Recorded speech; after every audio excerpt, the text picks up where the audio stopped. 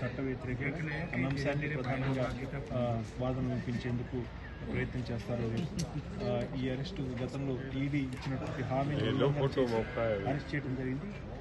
Cohesive steps అంటే బలవంతంగా అధీనంలోకి తీసుకొని హైదరాబాద్లో అరెస్ట్ చేసి ఆ మేరకు ఢిల్లీకి తీసుకురావడం జరిగింది.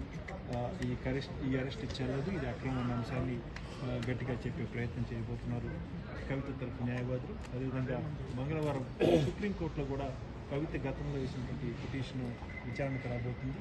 ఆ విచారణ సందర్భంగా కూడా ఈడీ గతంలో ఇచ్చినటువంటి హామీని ఉల్లంఘించి ఆ మేరకు కోహెసివ్ స్టెప్ ద్వారా బలవంతంగా సెర్చ్ వారెంట్ పేరుతో కవిత నివాసానికి వెళ్ళి అక్కడ విచారణ జరిపి ఆ మేరకు అరెస్ట్ చేశాము అని చెప్తున్నారు. ఇది కూడా సహేతుకమైనటువంటి వాదన కాదు. ఈడీ అధికారులు తమ అంశాన్ని కవిత తరపు న్యాయవాదులు ఇటు రౌజ్ అవెన్యూ కోర్టు ఈడీ ప్రత్యేక న్యాయస్థానంలో రేపు వాదన వినిపించబోతున్నారు. అదేవిధంగా వచ్చే మంగళవారం సుప్రీంకోర్టు ధర్మాసనం జరిగే